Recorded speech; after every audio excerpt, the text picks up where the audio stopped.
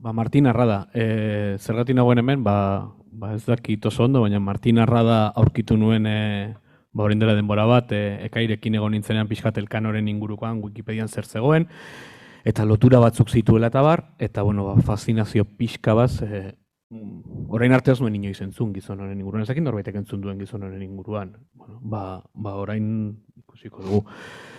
Txinara iritsi zen lehen euskalduna, Txina iritsi zen lehen espainola ere izan zen, baina lehen euskalduna izan zen, eta matematikaria eta kosmografoa. Lehenengo eta behin, Martin Arrada Nafarra zen, Martin Arrada Cruzat, bai? Nafarroako erresuman, bai Arradatarrak eta bai Cruzartarrak bi familia oso boteretsu dira. Ari gara izaten, bere osaba bat errege katolikoen aurrean enbajadorea zela, bere birraitonaren ez dakiz zer, lehen aipatu den Ximenez Arradakoa zen, ez zuzenean, ze Ximenez Arrada paisa zen, ez zuen zemerik izan eta hori, ez? Baina familiakoa zen, eta hauek ez ziren, leinu batekoa, Nafarroko administrazioan botera zutenak. Eta bitxia da ere, eta hor, bai dago, nortzen noble eta norez, hauek konkistaren ondoren jarraitzen dute botera izaten. Orduan, familia oso ondo kokatu erlijioan, hor aipatzen testu inguruan gehiago jartzea erren, garaian Adriano Seigarren aita santuarekin lotuta daude, eta boterea daukate, eta bezaldetik Cruzat familiaren Nafarroan jarraitzen dute boterea izaten, guzti hauek, Cruzatek boterea zeukan, ardandegiak eta horrela ere badituzte, baina ideia bat edukitzeko, bere amaren familia, Nafarroako jasotarrak lotuta zuden, orduan, Nafarroako meoi horretan zuden. Bera jaiotzen da Iruñan 1833an, beraz, pentsatu behar dugu euskalduna zela. Beraz, pentsatu behar dugu. Gertatzen zaigun bezala, Elkanok adibidez ez zuen inoiz idatzi euskeraz. Honek ez zuen inoiz idatzi euskeraz. Baina pentsatu dezakegu Iruñan 1833an jaiotzen den norbait euskalduna izango dela, gutxienez morroiei hitz egiteko bazen ere. Hori da bere kuadroa, hau Elkanarena bezala zen beraz, kuadro hau 3 mende beranduago egin zen, beraz, hau beste gizon bat da, baina hori da daukagun irudia. Uste da Parisera ikasera joan zela 11 urterekin, eta bertan ikasi zuela latina, greziera, zuzenbidea eta horrelakoak. Eta esaten dugu uste da, beste autore batzuek esaten dute, beste Martin Rada bat zela. Bere senide bat izango zela, baina agian ez zela bera. Baina, baliteke joatea. Joan bazen, eskatu zioten itzultzea, aukera zegoelako Nafarroako unibertsitatea sortzeko eta bertan elitea bertan ezteko.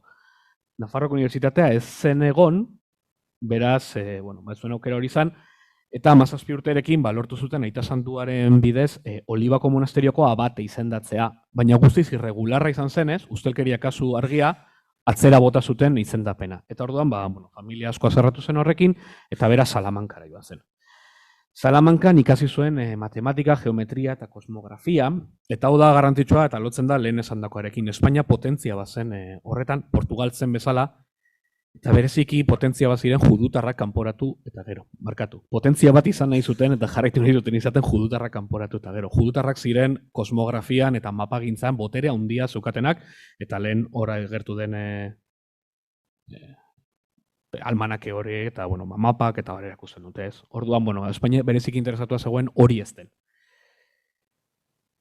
Hala ere, aita hil ondoren, familia saiatu zen berriro ekartzen Nafarroara, Olibako monasterioan kudeaketan, baina berak ez zuen hori nahi antza, eta ordenatu zen, eta Agustindar, hau da igual anomalia, ez?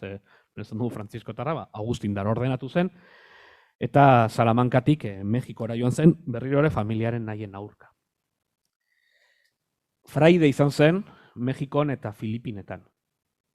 Fraide bezala, lehenengo gauza interesgarria da, Mexikon zegoela otomiera ikasi zuen. Otomiera da gaztelaniaz lengua otomi, baina beraiek antza ñañu bezalako zerbait ahoskatzen dute, eta Nebrijak agindu zuen bertan Mexikora zijoa zenez gaztelaniaz predikatzeko, baina badirudia Agustindarrek ez zutela kasu egin. Eta berak otomiera ikasi zuen, eta ez soilik ikasi, baizik eta liburu bat idatzi zuen hizkuntza horren inguruan. Eta hizkuntza horren konfesore bezala agertzen da paperetan. Beraz, ez da bakarrik interesa zeukala, baizik eta bazekiela eta hizkuntza horretan aritzen zela bertakoekin.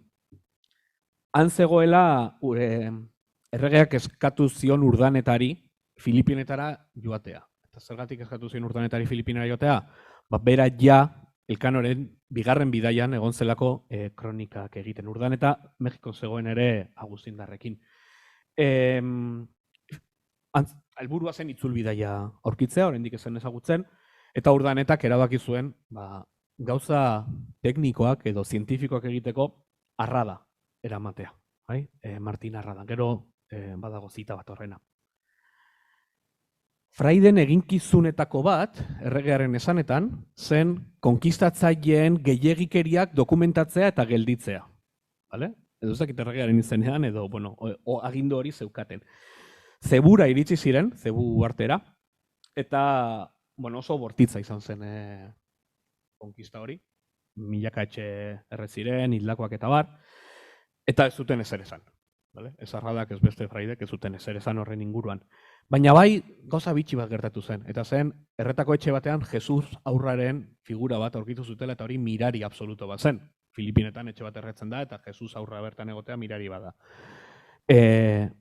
Beste konexio bat, Magaia ez, Elkanok bertan utzitako opari bat izan zen. Bertako erregeari utzitako opari bat aurkitu zuten. Eta gaur egun, Filipinetan, jaieguna da Dia del Niño, Santo Niño, Santo Jesus Niño, edo zakin nola ditzen den, bai? Baina, gaur egun ere, hau da, relikia hori existitzen da. Bertan zegoela, bere hasi zen kolonizazio ereduaren aurka idazten. Idatzi zuen nahiko, gutunak idazten zituen batez ere, idatzi zituen nahiko, eta idatzi zuen bai beste euskaldun baten aurka, Legazpiren aurka nahiko kritiko egon zen, eta gero etorri zen bigarrena, Labezariz izeneko besteat, eta are kritikoagoa. Eta esan zituen gauza batzuk, Espainiarren inguruan nahiko interesgarriak, bai? Zuen eurak iritsi ez diren edozein herri etxaitzat dute. Eta Espainiarrek fama txarreko gaude lur honetan. Eta gure izena, guztia gaztelania zidazti zuen, nik itzuli dut. Espainiarrak fama txarreko gaude lur honetan eta gure izena bera gorrotatzen dute. Besteena denaren usurpatzaile gisa, Federei gabeko kortsario eta giza odolaren jariatzaile. Hori berak idatzi zuen. Batzuetan bere Mexikoko bere gainean zegoenari, bere superiorari ordenean, beste batzuetan erregeordeari eta beste batzuetan zuzenean Espainiako erregeari idatzitako gutunak dira. Kolonizazioaz esaten du lurru konkistatzeko ez dira behar soldaduak. Horiek ez dutelako lurraren ondasunaren alde begiratzen, baizik eta nola beraztu azkar eta euren lurrera bueltatu. Eta ezin denez euren desioa bete lurra suntxitu eta erretzen dute, eta horregatik bidali beharko lirateke bertan bizitzera geratu nahi duten biztanleak. Hau da, kolonizazio on bat prometatzen du. Ez bertara iritsi eta bertako alapurtu, baizik eta kolonizatu nahi baduzu, kolonu izan zaitez, bertara joan eta bizi. Eta kritikatzen du etengabe Espainiako militarrek egiten duten guztia dela suntxitzea eta horrela ezin dela kolonizatu. Eta nik susmoa daukat, berak ere pentsatuko zuela horrela ere ezin dela evangelizatu. Guztiek ies egiten badute alferrik. Tratu txarrei buruz idazten du, esaten du, ezin zaie kobratu urrea sustraiak baino jaten ez dutenei. Kritikatzen du, espainolek diezmo bat jartzen dute bertan, eta orduan Filipinarrek egiten omen zutena zen bere etxe bere zelaia itxi eta basora joatea sustraia jatera. Eta orduan ja ezin zuten diezmorik kobratu, ze ez dute zer produzitzen. Eta horren aurka, esaten zuen, nahi badiogu kobratu, erraztu beharko diogu bertan bizitzea. Tokatu zitzaion ere inkisizioaren paperean konfesore izatea. Hau da, kondenatutakoen konfesore, eta idazten du torturaren inguruan, esaten du kristautu berri zeuden bi neska indiarri tortura oso krudelak egin zitzaizkien, nik ikusi nuelako astoa, odolez guztiz beteta astoa, potro de tortura. Bestelakoak ere esaten ditu, torturaren erabileraren aurka, eta nola torturatzaileek sartutako irudi batzuk defendatzen dituzte, jetxi zirela eta ikusi zutela Espainiako agintariak bertan infernuan, eta zakizar, eta hori beraiei sartu dieten ideia dela, ezin zaie beraiei atera hasieratik. Zientzialaria ere bazen, eta horregatik zegoenan, matematikaria, geografoa eta kosmografoa zen, eta interesa handikoa bertan. Urdanetarena, lehen ezaizu eta aipatuko dizuela, esaten du Fray Martin Arrada, apaiza eta teologoa, Iruña hirikoa, matematikari eta astrologo eta kosmografo ona eta aritmetiko handia, ezagutza erdiko gizona, Espainia berritik eraman zuen berarekin nire baimenez, tamaina hartaineko instrumentu bat longitudea ziurta alizateko. Toledoko meridianotik jainkoak eramaten gintuen lurreko meridianora zegoen distantzia jakiteko. Nire plazerrerako ziurtatu izan zuen instrumentu horrekin Toledoko hiritik edo bere meridianotik gu genduen Zebuko herriko meridian horretara zegoen longitudea. Eta ziurtatuz, konputatu zuen bere kontuak mendebaldera 216 gradu eta 15 minutu zeudela Alfonso Artaulen arabera, baina Kopernikorekin 215 gradu eta 15 minutu. Koperniko kontuen arabera eta nik kontu hori jarraituko dut modernagoa delako, eta beraz, Zebuko meridianoa berorre maiestatearen lurralde direla. Hau da, bera eramaten duten neurtzera. Ea lur hori, Zaragozako Ituna, Torresilla, Saiepla eta guzti horren ondoren, ea Espainia den edo Portugal den. Gaizki neurtzen du Portugal da. Hala ere, portugaldar batzuk etortzen dira Indiatik, jakindu da Espainiarrak daudela, eta berak konbentzitzen ditu bere makinekin, ez hori Espainia dela, eta portugalderrek alde egiten dute. Esan behar da, alde egiten dutela, ez konbentzitzen dituelako, baizik eta zeukatelako zer jan. Baina, badirudik pozik geratzen direla azalpen horrekin. Zertan zeukan interes zientifikoa? Bueno, geografian, handia zeukan, Berin itsasartearen lehen deskribapena berak egin zuen. Eta esan zuen bertan zegoela Txinaren eta Espainiaren arteko muga. Txinaren eta Espainiaren arteko muga Berin itsasartean definitzen da. Berez hala da, gaur egun esako nola, berez Espainiaren eta Txinaren arteko muga Berin itsasartean kokatu behar da. Erlojuen fabrikazioan interesa handia zuen eta badirudi liburu bat idatzi zuela erlojuen inguruan. Dakizuenez, longitudearena arautzeko ez da bakarrik makinaria, baizik eta erlojue garrantzi handia zukala, eta badirudi liburu bat idatzi zuela, eta badirudi erlojuak zirela zerbait oso preziatua txinatarrei oparitzeko.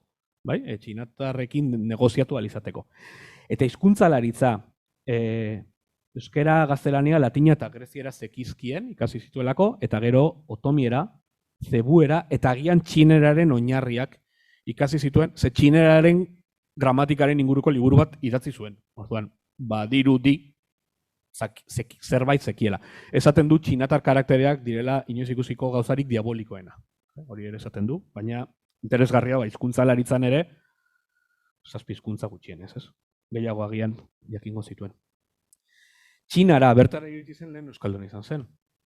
Zergatik, Lin Feng pirata, berak Limaon jartzen du, baina Lin Feng piratak eraso pirata bat egin zuen Filipinen aurka.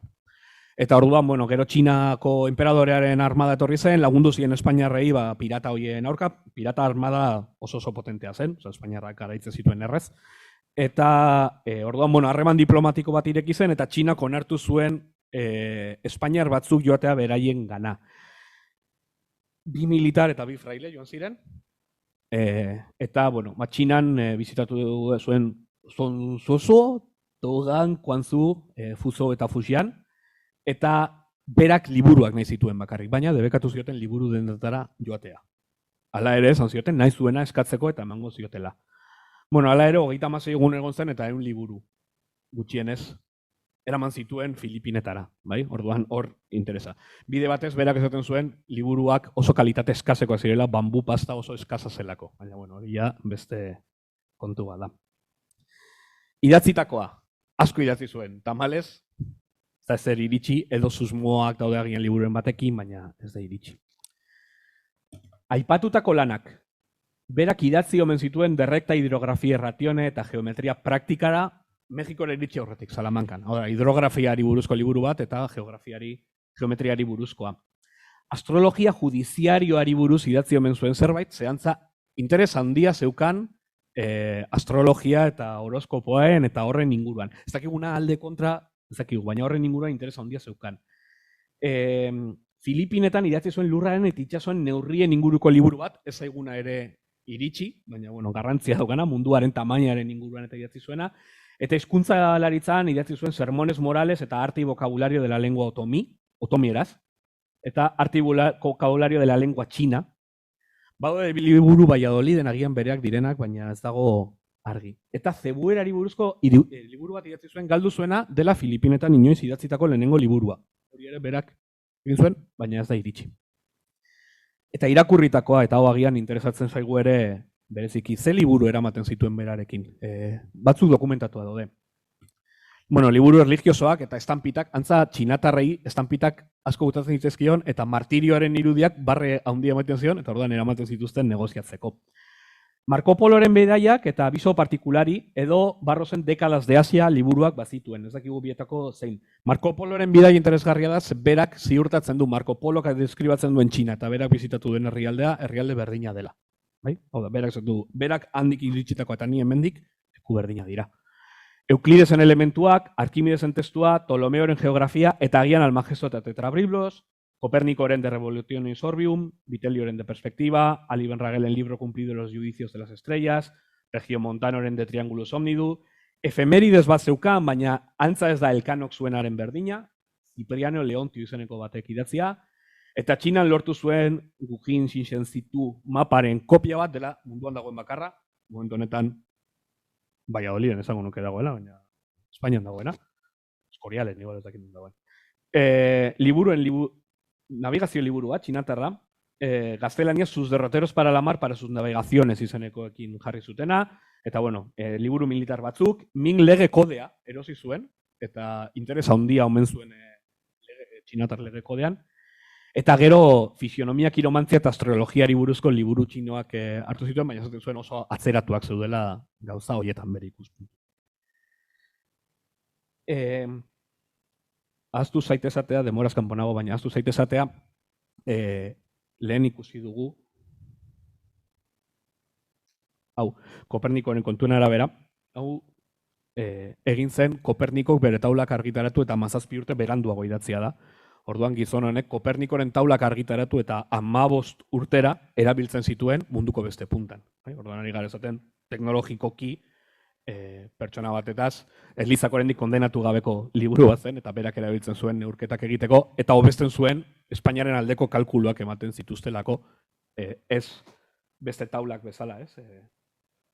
Lehenago erabiltzen ziren beste taulak bezala, Alfonso Artaulen taulekin ez, baina Kopernikorenak bai, eta orduan hori hobesten zuen. Esaten dut, teknologia ere puntakoa zeukala. Eta hori da Martin Arrada. Gehiago jakin nahi baduzue, Wikipedian artikulu eder bat dagoen inguruan, luze-luzea, eta bertan dago bibliografia, eta bibliografia are luzeagoa da, ze liburuak badaude hauen inguruan, eta hori zazen, nahi baduzu galdetu zerbait?